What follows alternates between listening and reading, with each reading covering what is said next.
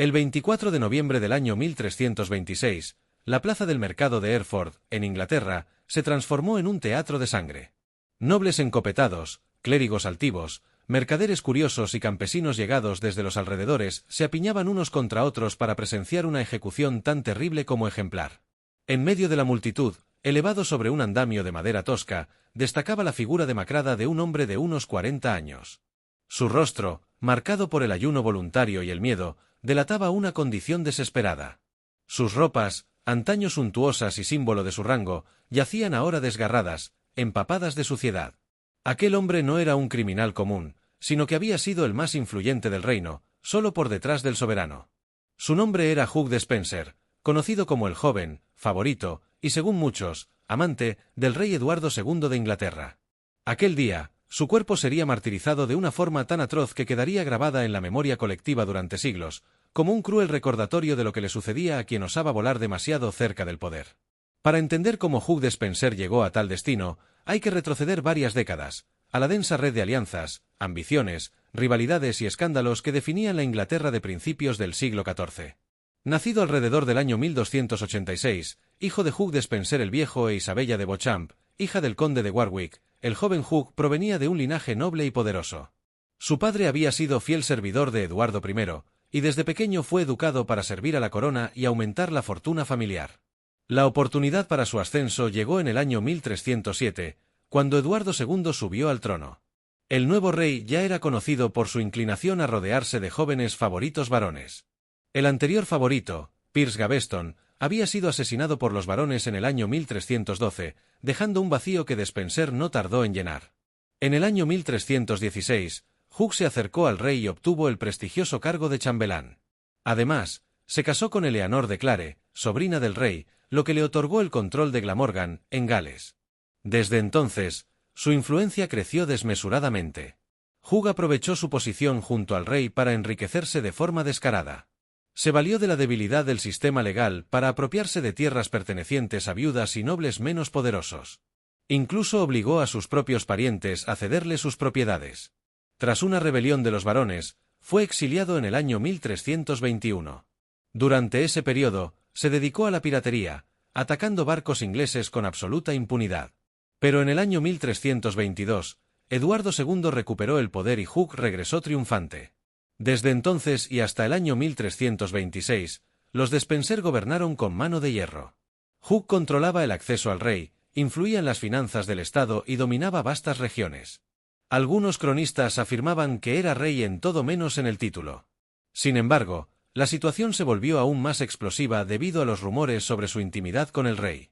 Aunque estaba casado y tenía hijos, muchos sospechaban que su relación con Eduardo era de índole sexual. La reina Isabel, hija del rey de Francia, humillada y despojada de poder, se convirtió en su peor enemiga. En el año 1324, Hugh le confiscó sus tierras y tomó incluso la custodia de sus hijos.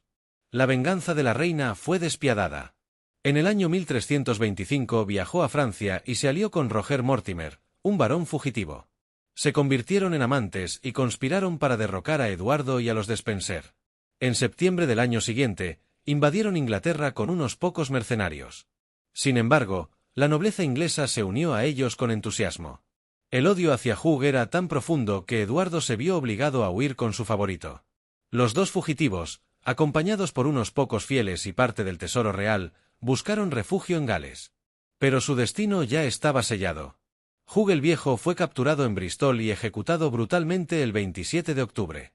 Fue colgado con su armadura puesta, luego decapitado y descuartizado. Hugh el Joven y el rey fueron capturados pocos días después. Eduardo fue encarcelado y obligado a abdicar en favor de su hijo adolescente. Hugh, consciente de la venganza que le esperaba, intentó dejarse morir de hambre, pero fue descubierto y llevado a juicio. El 24 de noviembre, en una sala de justicia dominada por sus enemigos, Isabel, Mortimer y los varones, Hugh fue acusado de traición, corrupción, extorsión y sodomía. La condena fue inevitable. Esa misma mañana, fue llevado a la plaza para su ejecución. La multitud lo esperaba con ansias. Fue atado a una escalera, se le colocó una corona de ortigas en la cabeza y se le grabaron versículos bíblicos en la piel. Luego comenzó el suplicio. Según el cronista Jean Froissart, le cortaron los genitales y los quemaron delante de sus ojos. Después, le abrieron el vientre y le extrajeron las entrañas, que también fueron arrojadas al fuego. Solo entonces fue colgado. Su cadáver fue decapitado y descuartizado, y sus miembros enviados a diferentes ciudades del reino. Su cabeza fue colocada en una pica a la entrada de Londres. El castigo no era solo venganza, era un ritual político, una exhibición pública para purificar simbólicamente la corona.